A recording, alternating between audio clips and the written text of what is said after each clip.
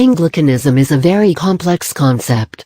It is rather a tradition in Christianity, having a significant connection with the Church of England, or resembling its belief, church structure and worship practices. It is one of the principal streams of religious inclination emerging from Christianity, but Anglicanism beliefs can be remarkably distinguished. Read on to know more. To be a Christian without prayer is no more possible than to be alive without breathing. Well, this line by Martin Luther King is very much relevant to one of the traditions in Christianity, and that is Anglicanism. Anglicanism is a stream emerging from Christianity, which is closely linked with the Church of England, its worship practices, beliefs and structure.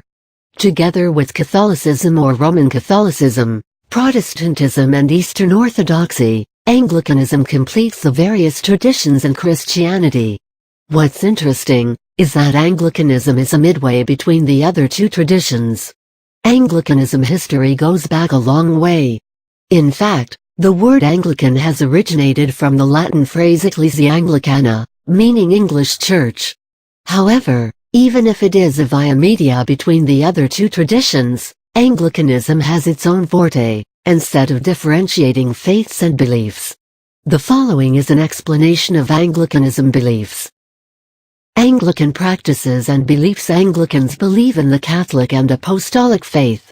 Anglicans have three things to guide them: the 39 Articles, the Bible, and the Book of Common Prayer.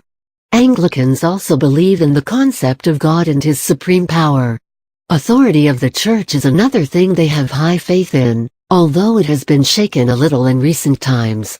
However, when it comes to the ordination of women, some Anglican churches allow it, and some do not. Furthermore, Anglicans believe both the Testaments have all the things necessary for salvation. They consider them as the final pedestal of faith. Inclined towards reforms related to religion and church, their beliefs are based on the same ground. So, one of the things that they believe in is individual churches and regions, giving a certain freedom to the people in charge. To illustrate, the Archbishop of Canterbury is the first amongst equals, but this does not give him sole authority over the Anglican churches all over the world, like Pope Benedict XVI has. With regards to practice, the fundamental custom in Anglicanism is related to worship and church-related activities. One of the major differences is in liturgy, that is the formal and communal worship of the church, and a prayer at the personal level. Anglican worship services are not restricted to just the Anglicans, but all visitors. They have their Book of Common Prayer, and have their communion as well. Not to forget, that apart from the worship, Anglicanism beliefs also include the sacraments.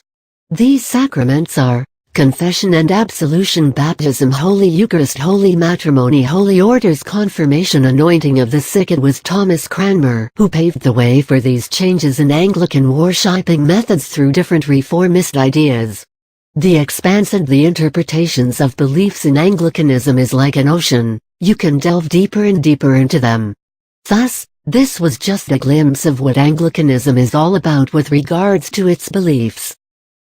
As mentioned before, Anglicanism has a close relationship with Roman Catholicism, in spite of the distinctions. Just as there is a connection, Anglicanism and Orthodoxy also have a distinct linkage. Following is an overview of the differentiations and similarities between Anglicanism and Catholicism. Anglicanism versus Catholicism. Origin. This point has a convergence of similarity, as well as a difference. Anglicanism and Catholicism originated from the same roots laid down by Christ in Judea thousands of years back. But, with changing times, these two branched into different forms of Christianity. The Anglican Church was founded during Reformation, and was progeny of Henry VII. It was formalized during the reign of Elizabeth I. On the other hand, Catholicism or the Catholic Church was established immediately after the death of Jesus Christ, when his apostles started preaching. Leadership. There is no central hierarchy in the Anglican Church. Although the Archbishop of Canterbury is somewhat the central head, he is not in charge of the churches outside his region. This reflects the reform-inclined characteristic of Anglicanism. Contrary to this, the Catholicism, in its full orthodoxy, is an entrenched hierarchy. There are, in an ascending order, parish priests, bishops, archbishops, cardinals, and ultimately the Pope. In the issues of the Church doctrine, the Pope is the final authority, and is held to be the successor of Apostle Peter. Celibacy and other practices. Catholic priests adhere to celibacy. It is mandatory for them, as it is for monks and nuns. However, on the contrary, Anglican priests are permitted to marry. The communion is believed to be symbolic by the Anglicans, while the Catholic Church embraces the fact that communion is accompanied by a miracle of transubstantiation. To summarize, Anglicanism and Catholicism are two branches of the same tree, growing in different directions.